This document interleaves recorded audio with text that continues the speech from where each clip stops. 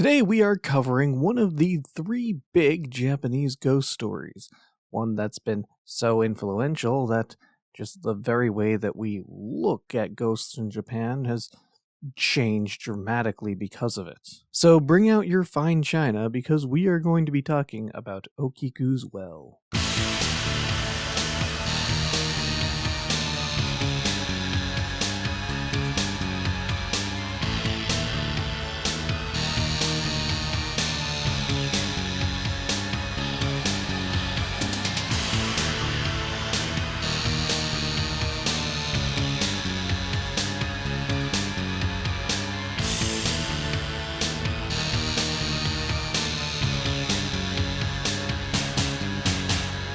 Okiku's story has been told time and time again, with details constantly changing with each iteration. The most famous version is a bunraku puppet play called Bancho Sadayashiki. However, even that adaptation has a plethora of other adaptations that also deviate from the source material. And that's what makes researching Okiku so hard, because it depends on what source was translated into English, and even then, the English versions can change things or mix together multiple sources into a completely new story. But ultimately, there are four things that never change. 1. There's a woman named Okiku. 2. Okiku is blamed for, or sometimes responsible for, stealing, or sometimes breaking, one of the manor's 10 most expensive plates. 3. Okiku's body, sometimes dead, sometimes alive, is thrown into a well. And finally 4. Okiku's ghost spends its nights rising from the well in which her body was thrown, counting up each plate one by one until she gets to 10, at which point she lets out a blood-curdling scream because that was the plate that she broke. Outside of that, names, places, and even events all tend to shift around, making the story kind of hard to tell, or at least hard to tell what is the true version of Okiku's story. So, best I can, let me recount. Okiku was a servant at Himeji Castle. Despite her poor social status, she was known for being extremely beautiful, and this caught the eye of a samurai, Aoyama.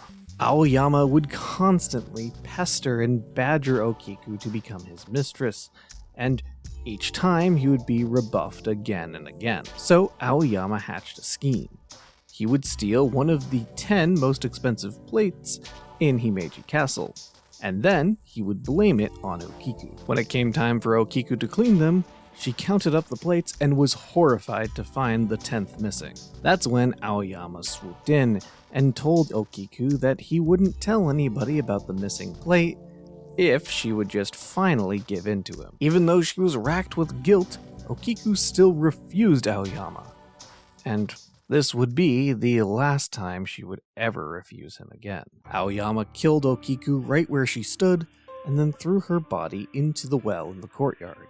This is where Aoyama thought he would have heard the last of Okiku. However, he was dead wrong. Every night since her death, Okiku's ghost rises from her watery grave. And it's said that in the dead of night, you can still hear her counting up the plates one by one, right up until...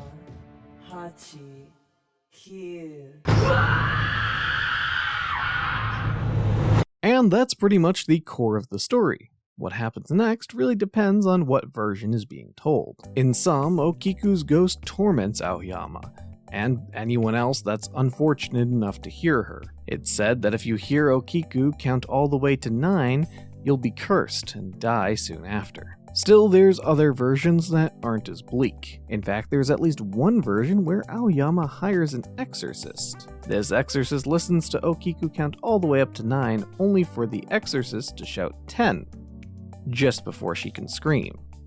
This apparently tricks Okiku into thinking that she's found the 10th plate, and her soul dissipates and flies away.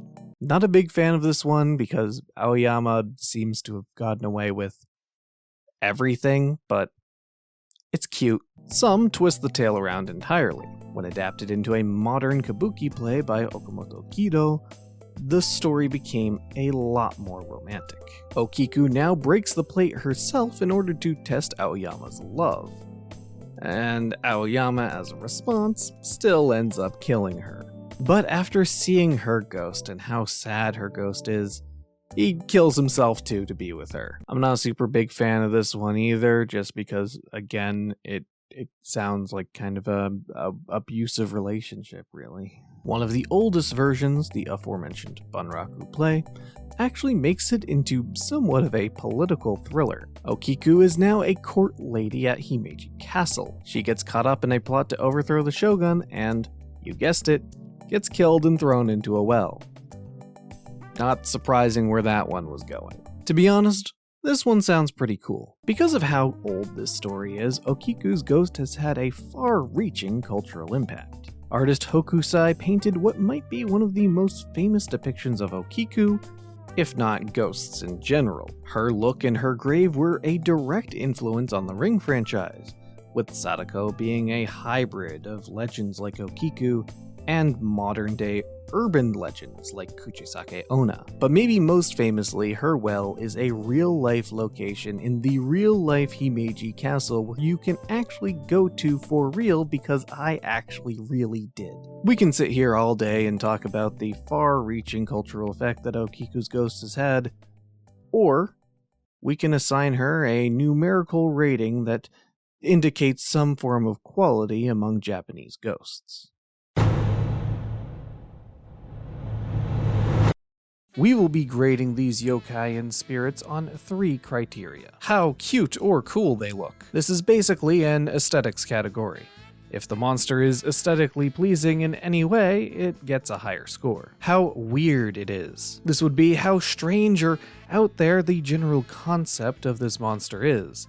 Bonus points if there's a specific untranslatable cultural context that I'm missing. And finally, how scary it is. How much of a threat to myself do I think the monster is? Basically, can I take it in a fight? Final grades are calculated on a scale ranking from F to S, with F being the lowest and S being the highest. Okay, so I did cool for this rating because I thought that, cute. It's not really cute ghost and beautiful, maybe. Within the terms of the story, she is supposed to be incredibly beautiful, but, cute? Nah. See, Okiku is the template for Japanese ghost iconography. The well, the white robes, the little triangle thing. There's a reason why this is one of the classics. But in hindsight, maybe that's a little bland. Maybe, maybe you want something a little bit more interesting. It does make it kind of hard to pick out somebody drawing Okiku versus somebody drawing just a generic Japanese ghost. So the question is, do I give it points for historical relevancy or the fact that it's persisted in pop culture? Yes. 4 out of 5. Honestly, the fact that Okiku has a famous resting place that you can go and visit in real life does bump this up quite a bit. I forget how my made-up rating system works because it's been so long since I recorded one of these. Because this is such a traditional Japanese ghost story, there's very little weird here. There's very little weird or unexpected things. There's not really anything strange to a vengeful ghost story. The well is a neat touch, but it's definitely not a weird one. What is weird is the Hokusai painting. The fact that it's just a floating head that in no story has she ever been depicted decapitated or without a head or anything. The fact that she's just carrying up these plates with her hair, she should still have hands, I think. It's weird. It's weird that he chose to depict her like this. And so, I think, for this, a 2. 2 out of 5. Now this kind of depends on the version that you hear, on how you interact with her. I mean, you can't go to Himeji Castle at night, so you couldn't be haunted by her even if you wanted to. She's locked to one location, so it's not like she can really get you anywhere. But there is something very creepy about hearing just ominous counting and then a blood-curdling scream in the middle of the night. That's pretty creepy. I think if I encountered a ghost like that, I would be scared, but I wouldn't feel like I was in danger.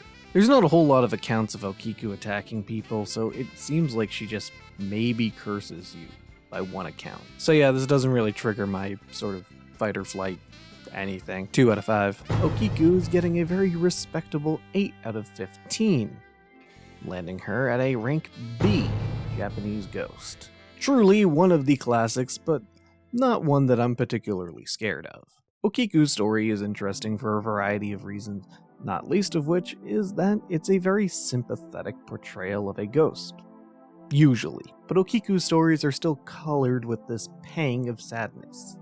That what happened to her was completely outside of her control, that she was killed by just a asshole that was constantly badgering her, and in a way that really was kind of groundbreaking when it came to ghost stories. So go ahead and check out some ghost movies this Halloween.